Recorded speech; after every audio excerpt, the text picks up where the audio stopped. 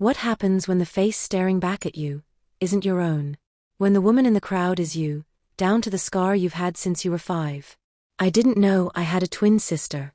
But the day I found her, everything I thought I knew about my life, my family, even myself, unraveled. Before we dive in, don't forget to hit that subscribe button. The truth always has layers, and this one goes deeper than you'd ever expect. I've never believed in fate, or coincidences, or déjà vu. But on a Wednesday afternoon in downtown Seattle, I saw someone I knew, but had never met in my life. I was on my lunch break, halfway through a dry turkey wrap from the sad little cafe near my office, when I saw her. Across the street, stepping out of a black car in heels I could never walk in. Flawless hair, designer bag, perfect posture, and my exact same face. She paused for a second, brushing her hair behind her ear. I froze. Because that scar just beneath her jawline? The one shaped like a crooked comma? I have that scar. I got it when I fell off my bike at age 5. I told myself it was a trick of the light. I blinked. Looked again. She was already walking away, disappearing into the crowd. My fingers trembled around my phone. I wanted to call someone.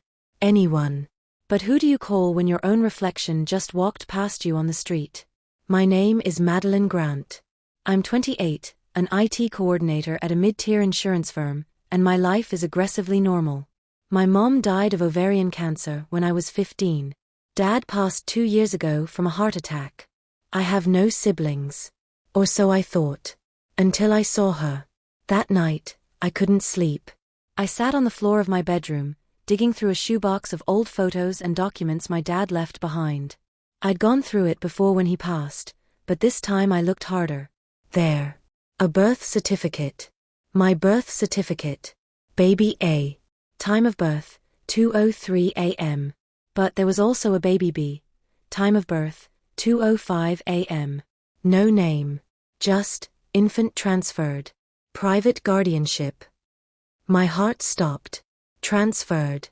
Where? To who? Why hadn't I ever seen this before? The next morning, I didn't go to work. I called in sick and took the bus back to the block where I saw her. I stood there for 3 hours, scanning every face. At exactly 1:17 p.m., the black car returned. Same driver. Same woman. This time, I followed her. She walked into a boutique hotel and flashed a keycard. No check-in. No desk interaction. Like she lived there. I waited until she was gone, then walked in like I belonged. I bribed the concierge with a sob story about losing my sister during check-in. Tall, long dark hair, scar on her neck. I asked innocently. He nodded. Room 1507. Miss Marin. Marin. I'd never heard that name in my life. But it would soon be the name that unraveled everything. I waited 2 days before going back. This time, I wasn't just observing. I wanted answers.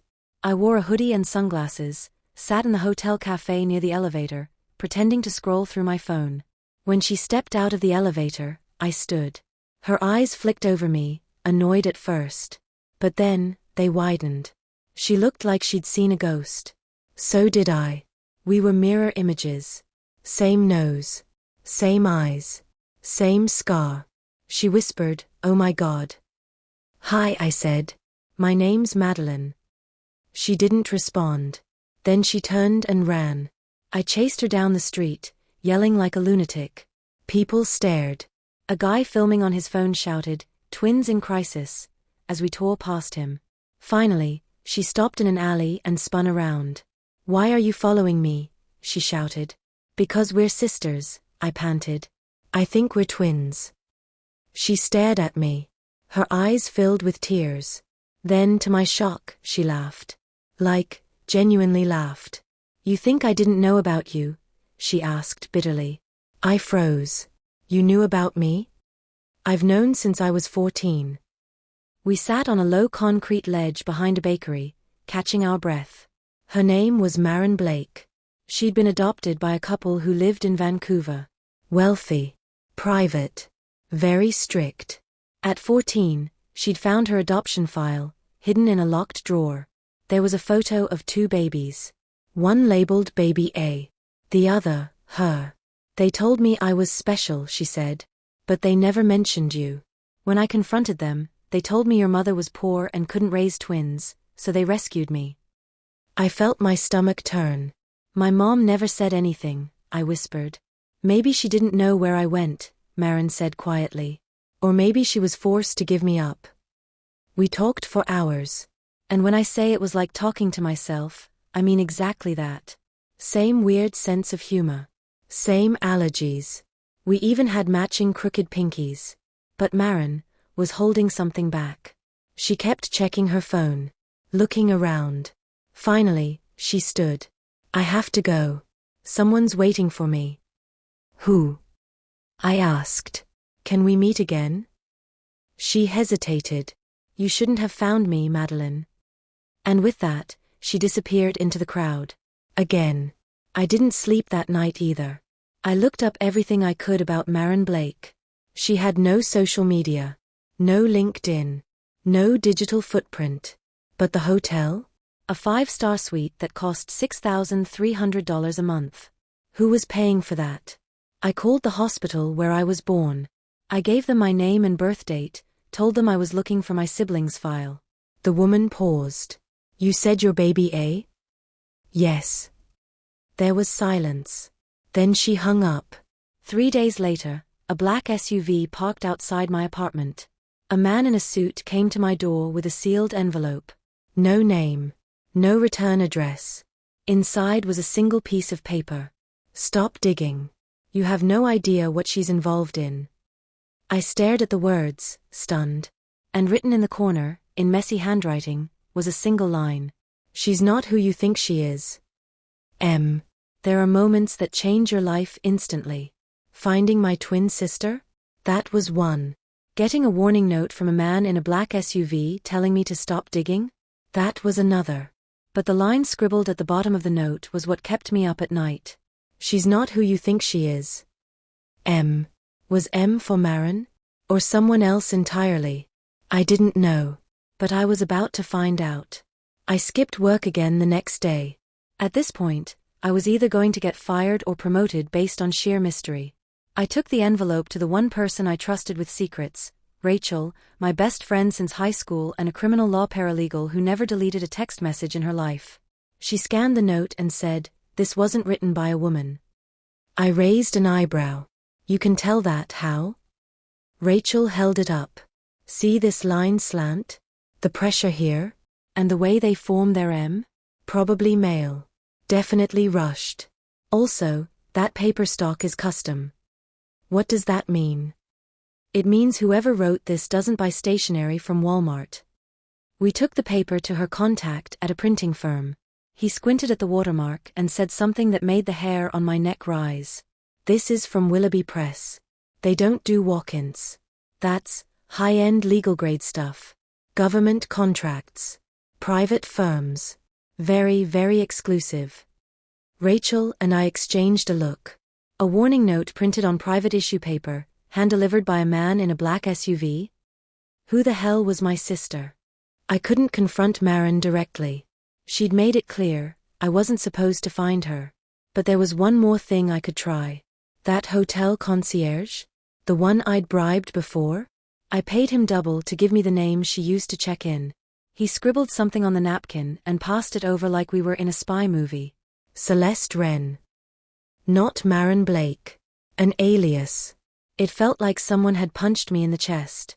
I searched the name Celeste Wren that night. And something bizarre happened.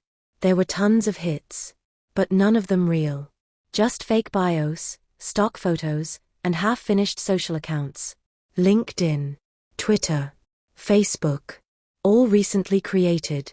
All pointing to nowhere. A fake digital trail. It was like someone had built a person, out of air. So now I had two sisters, and neither of them fully existed. The next morning, a white envelope was slid under my door. No postage. No name. Just my first name in cursive. Inside was a plane ticket. One way. Seattle to New York. Departure, tomorrow. 5:05 a.m. Taped to the back of the ticket was a handwritten note.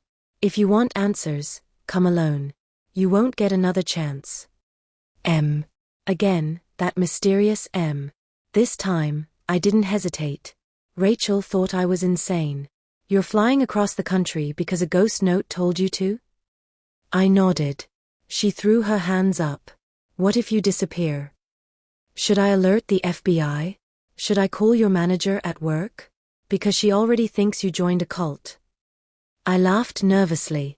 If I disappear, you can have my houseplants. She didn't smile.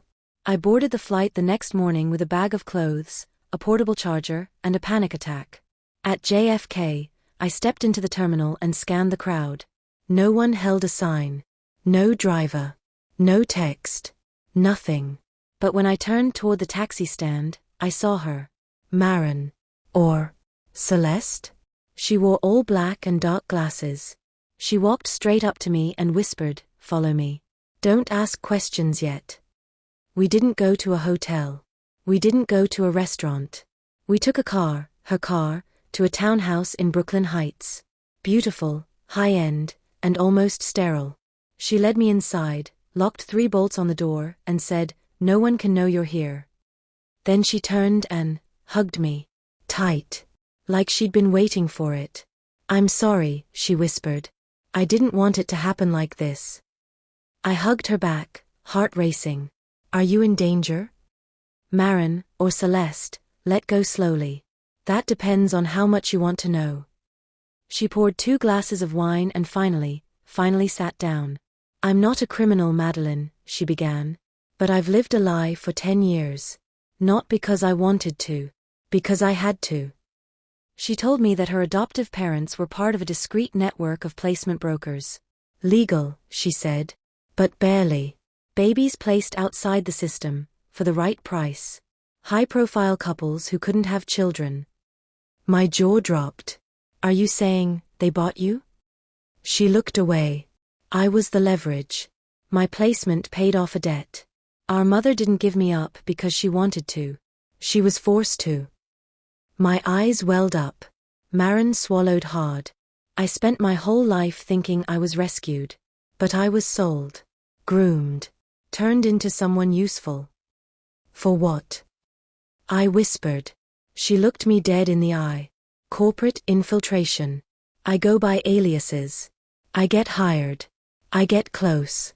I collect information. I disappear." My heart was beating so loud I could barely hear her. "You're saying you're a spy?" "Not for a government. Not exactly. Let's call it private intelligence. High-dollar secrets for high-paying clients." "And you're still working for them?" "I'm trying to leave," she said, her voice shaking. "But they don't let people go." I stood up. "Why tell me all this?" "Because you're the only person who knows I exist as both Madelyn and Celeste. And because they found out about you." She paused. "They think you're leverage." My phone buzzed. A new number. I picked it up, still dazed. A robotic voice said, "Return to Seattle within 24 hours. If you speak to the press or authorities, your sister will not survive the week." Click. I looked at her, panic rising.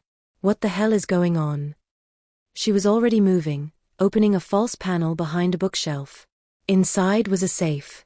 She unlocked it and pulled out a flash drive. "This has everything. Their client list. Transaction records. Audio files. It's insurance. And it's why they'll never let me walk away." She handed me the drive. "If anything happens to me, release it." My hands shook. "I don't know how to protect you." Her eyes were full of something I'd never seen before. "Fear. You won't have to. Just survive." That night, she told me about her last job. She was embedded in a hedge fund laundering money for an offshore network tied to global corruption, politicians, arms dealers, pharmaceutical giants. She had names. And she had proof. That flash drive? It was a kill switch. The kind of thing people die for. We didn't sleep.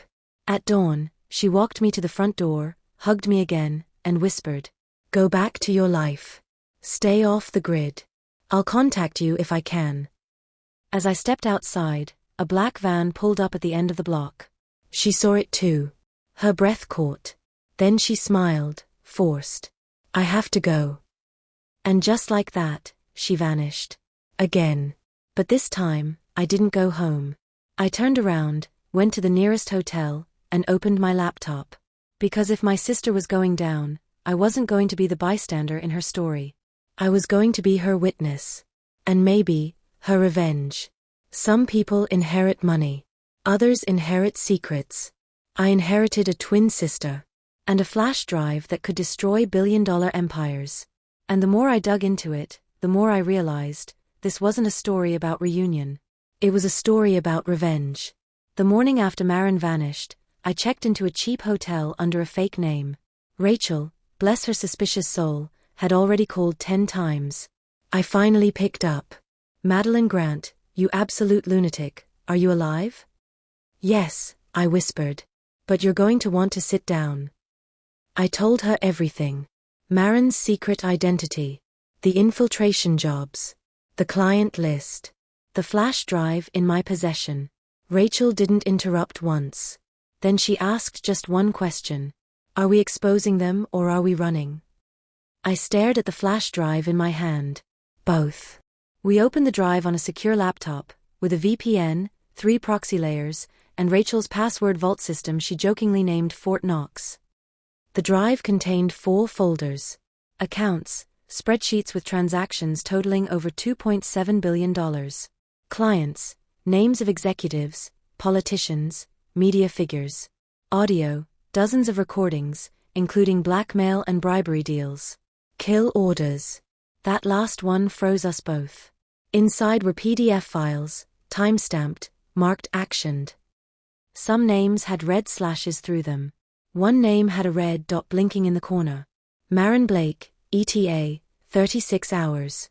That was the moment we realized Madelyn wasn't just in danger. She was marked. Not metaphorically. Literally. Rachel sat back, pale. This isn't revenge. This is war. We had 2 options. Go to the authorities and risk losing control of the drive. Leak it ourselves, but risk being tracked, hunted, silenced. Rachel took a breath. We need to bait them. What do you mean? She opened her laptop. If they're watching, let's give them something to watch. That afternoon, we posted a decoy leak. A fake whistleblower blog. Generic headlines. Sample screenshots. Nothing traceable. Just enough to make whoever's watching nervous. Less than 3 hours later, my phone buzzed. Unknown number. Blocked ID. Remove the files. This is your final warning. You're making a mistake you won't live to regret. We were being watched. So Rachel booked 2 separate flights under fake names, paid in cash. We set up burner emails, backup drives, and a chain of timed leaks that would release the full contents in 48 hours if we didn't stop it manually. Insurance. Now all we needed was one thing. Madelyn.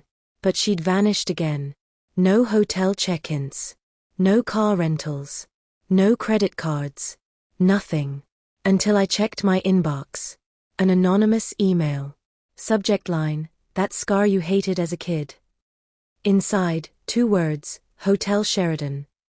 Attached was a screenshot surveillance camera footage of Madelyn walking into a building. Timestamp, 1 hour ago. I was already moving. The hotel was 20 minutes from my location. I walked in through the back. No confrontation. No front desk.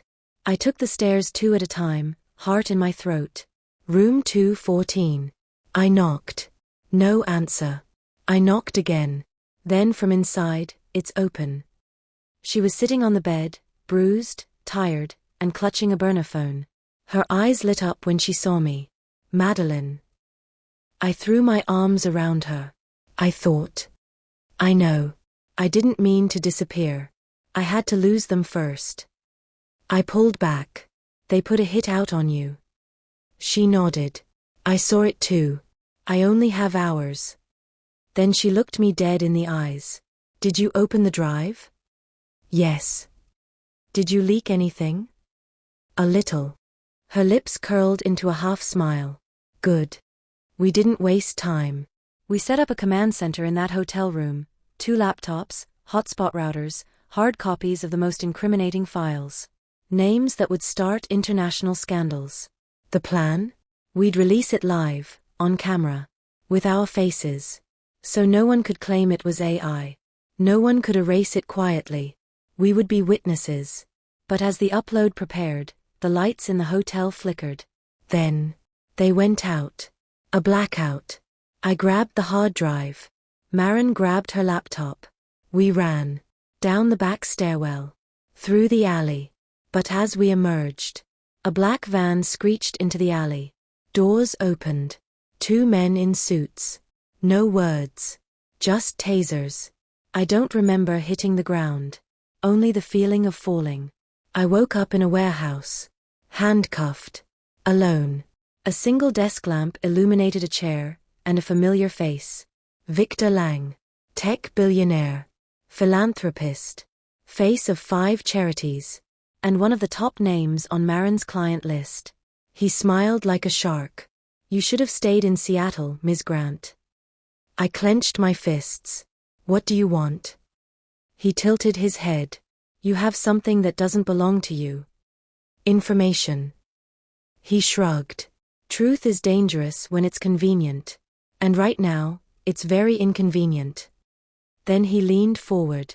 Where's your sister? I didn't answer. So he showed me his phone. A live stream of Madelyn. In another room. Handcuffed. Bleeding. If you don't give me the drive, he said, you'll both vanish. Quietly. No one will even know you existed. My voice shook. You're scared. That's why you're here. That's why you're threatening us. He smiled wider. Scared? No. This is just business. And then the building lights went out. Completely. An explosion rocked the far end of the warehouse. Smoke filled the hallway. Screams. Footsteps. Victor's phone hit the ground. And Madelyn appeared, bloody, furious, and holding a fire extinguisher like a baseball bat. She hit one of the guards. I kicked another in the shin. Rachel's voice came through a walkie. Exit in 90 seconds. Go, go, go. We didn't stop. We ran through chaos. Out the back. Into Rachel's car. She peeled out onto the freeway, laughing and crying at the same time. You owe me so many dinners for this, she yelled. That night, we went live. All 3 of us. Faces visible. Files open. Truth unfiltered. The video hit 1 million views in under an hour. The hashtag #SisterLeak trended worldwide. We exposed them all. The brokers. The fake adoptions. The corporate spying network. Victor Lang was arrested trying to flee the country. Dozens of executives resigned. And Madelyn? She vanished again. For her safety. But this time, she left me something. A letter. For 28 years, I thought I was alone. Now I know I'm not. Thank you for being brave. You saved both our lives. Love. Your sister. Always. Truth doesn't set you free. Not when it's the kind of truth that topples billionaires, destroys reputations, and exposes a decades-long conspiracy of exploitation and control. Sometimes, truth makes you a target. And the moment we uploaded that video, we stopped being sisters on a mission. And became enemies of very powerful people. It started small. A few strange men loitering outside Rachel's apartment. A black car parked too long near my office. A data wipe on Madelyn's encrypted laptop that triggered itself without warning. Then the media frenzy exploded. #SisterLeak went viral. Our live stream was downloaded, duplicated, mirrored, subtitled in 11 languages. Overnight, we were being called whistleblowers, heroes, liars, traitors, and public enemies, depending on which channel you watched. I thought we'd finally taken control of the story. But we hadn't. Someone else had. CNN ran a segment titled, The Real Twins of Espionage, Fact or Elaborate Fiction? A journalist showed our baby photos side by side, questioning if we'd fabricated our adoption. Meanwhile, a leaked memo from an anonymous internal source claimed the flash drive was AI-generated. They called us deepfakes. Opportunists. Criminals. The comments were brutal. This is all fake. They're grifters. Nice Netflix audition, ladies. Too pretty to be smart. Probably a PR stunt. Madelyn didn't say anything for a long time. Then she whispered, "They're not trying to debunk us. They're trying to discredit us." And they were doing a damn good job. We stayed in a safe house Rachel's firm had quietly arranged, a crumbling lakeside cabin with bad plumbing and no Wi-Fi. We didn't sleep much. One night, Madelyn walked out to the dock with a flashlight. I followed. She stared into the dark water. "When I was 16, she said softly, "my adoptive father brought me to a cabin just like this. He handed me a file and said, 'This is your first assignment.'" I didn't speak. I asked him why me. He said, "Because you have nothing else. No past. No ties. No weakness." She turned to me. But he was wrong. I do now. She meant me. And that made me more scared than ever. We needed help. Not from the police, they didn't believe us. Not from the media, they were bought. We needed someone with reach. Someone dangerous enough to push back. That's when he showed up. His name was Elias Vale. A private security consultant, ex-MI6, with more passports than teeth. He showed up at the cabin uninvited. "I'm not here to hurt you," he said, stepping into the light with his hands raised. "I'm here to make a deal." Rachel nearly stabbed him with a corkscrew. Madelyn just raised an eyebrow. "What kind of deal?" "The kind that keeps you alive." Elias offered us 3 things. New identities. A secure drop location for the full dataset. Protection from the shadows. But in return, he said, "You give me all of it. The originals. The raw files. No copies. No loose ends." Madelyn's voice was low. "You want to own the truth." "I want to control it," Elias replied. "If you don't, someone else will." We didn't agree. But we didn't say no either. Because that night, someone tried to burn down the cabin. I woke to smoke. Flames at the door. Rachel screaming. We barely escaped with our lives. That's when we knew. This wasn't about exposing the truth anymore. This was about surviving it. We went underground. Rachel disappeared entirely, new name, new country.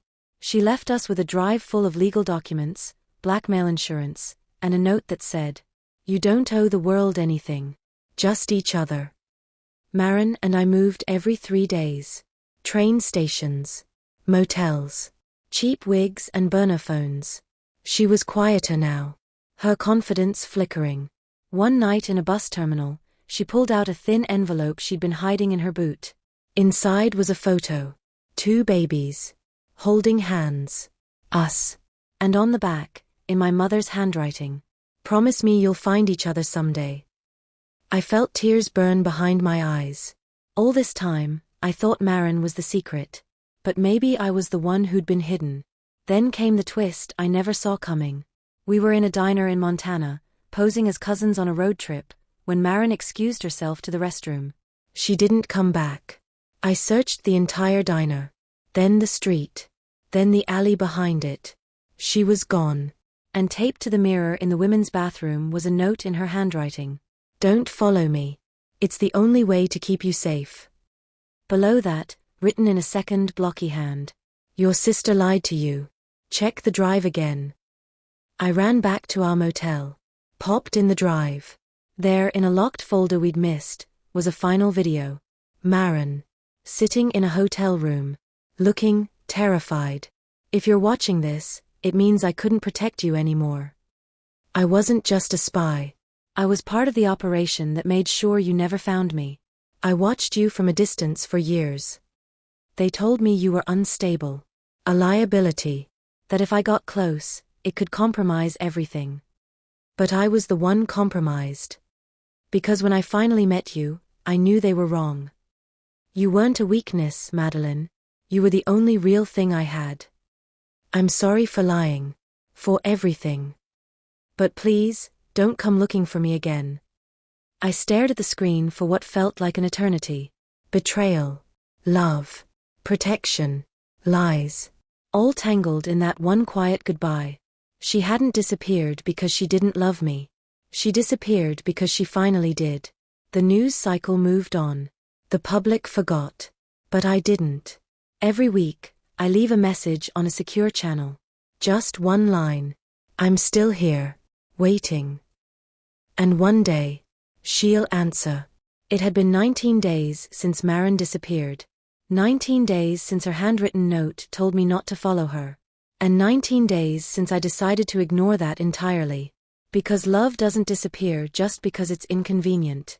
And I wasn't done fighting for my sister. The last time I saw her, we were in a diner pretending to be normal. But there was no normal anymore. So I created a new identity. Lena Sayers. Freelance cyber journalist. Curious. Ruthless. On the scent of a scandal. My mission? To get close to the people who had trained Madelyn. And find the one person who knew how to bring her back. Rachel's contacts came through one last time. A name surfaced again and again. Julian Vane. Former handler. Rumored dead. But not only was Julian alive, he was recruiting again. I tracked him to a wellness center in upstate New York that smelled more like a tech-funded cult than a yoga retreat. $5,000 entry. No phones. No questions. Perfect. I borrowed the money from a source I promised never to name. Let's just say he owed Rachel a favor involving a senator and a set of very revealing emails. The center was called Echowood. Nothing but trees, surveillance drones, and soft-spoken women with hollow eyes. We weren't patients. We were listeners. And every night, we listened to lectures that sounded suspiciously like psychological warfare training. On the third night, a man stepped onto the circular stage, flanked by two former military types. Sharp suit. Silver hair. Wolf's eyes. Julian Vane. The man who trained Madelyn. The man who helped hide her. The man who told her I was dangerous. I got his attention the way Madelyn would've. I corrected him. Out loud. In front of 47 other attendees. He raised an eyebrow. Lena Sayers, I said, offering a firm handshake. I don't like being misled. He smiled like a rattlesnake. Neither do I. Julian invited me to stay after for tea. Translation, interrogation. He asked about my past. My skills. My motivations. I gave him a near-perfect lie, 95% truth, 5% fiction. You don't belong here, he said finally. You're not broken enough. No, I said. But I'm dangerous enough. He liked that. Over the next 4 days, I gained his trust. He showed me things, psychological manipulation blueprints, target dossiers, AI-generated facial overlays. It was terrifying and fascinating. And then, he mentioned her. Not by name, but by description. Brilliant girl. Operated under 2 aliases. One of my best until she disappeared. I trained her to never get attached, but she made a mistake. What kind of mistake? I asked. She thought she could love someone who wasn't mission approved. My stomach twisted. He was talking about me. Later that night, I searched his office. In a hidden drawer behind the bookshelf, I found a red file folder labeled simply, Project Mirror, MBX. Inside were photos, reports, transcripts, dozens of surveillance shots of me, eating lunch, reading on the train, talking to Rachel. I wasn't the bystander. I'd been the target all along. Then I found something worse. A still image from a camera feed dated last week. Madelyn, walking through a subway tunnel. Not running. Not hiding. Escorting someone. A woman in a black coat, whose face was blurred. Under the photo, handwritten. Transfer complete. Mirror operative reactivated. Reactivated? No. She wouldn't. She couldn't. I staggered out of the office, heart racing.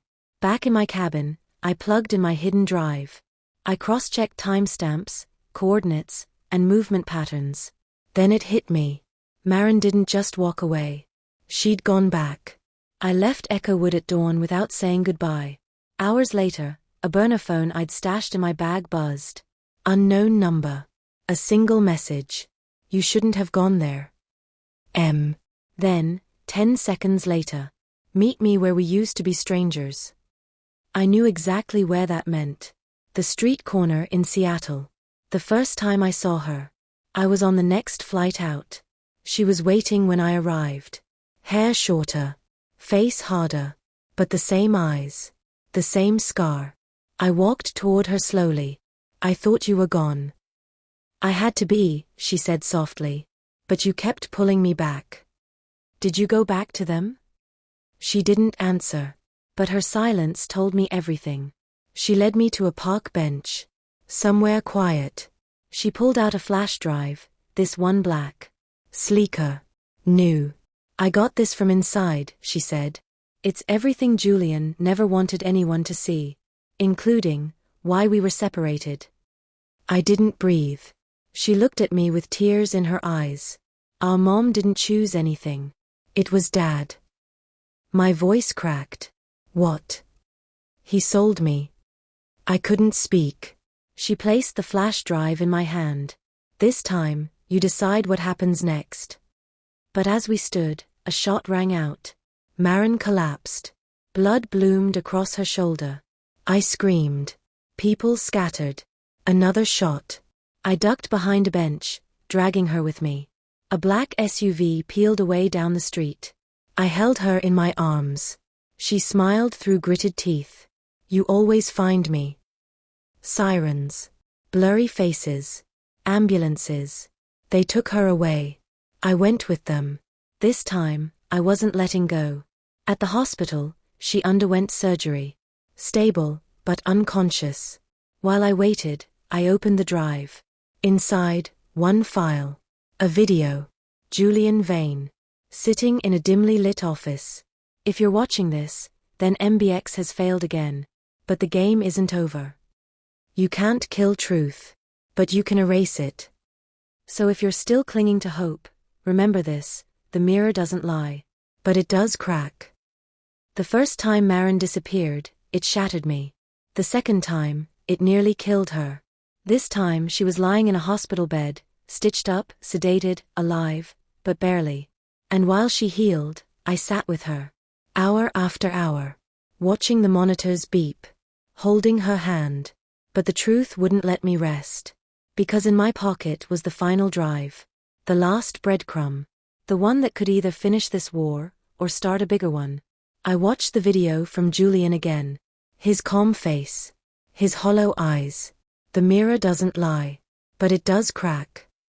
It felt like a dare. Because in that file were documents Madelyn had risked everything to steal.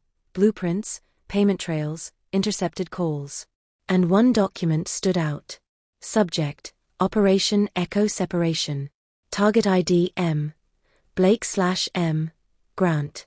Twins located. Placement successful. One embedded, one discarded. Twin B, Grant, designated as control variable. Monitor periodically for risk of contamination. Directive, they must never meet. My entire life. I wasn't just left behind. I was intentionally forgotten. The obedient twin. The disposable one. I was used as a control to test whether Madelyn would remain loyal to her handlers, or act on emotion. And when she finally did, when she chose me, they tried to kill her. I wanted to release the files right then and there. To burn the whole system to the ground. But Madelyn's life hung by a thread. And I knew, if I exposed them again, they'd retaliate harder. Faster. More violently. They might not miss next time. So I waited. Days passed. She woke up slowly, in fragments. Sometimes she called me by the wrong name. Sometimes she flinched when nurses entered the room. But she always calmed down when I spoke. I'm here, I whispered over and over. I'm here. I'm not going anywhere. One night, she looked at me and said something I'll never forget.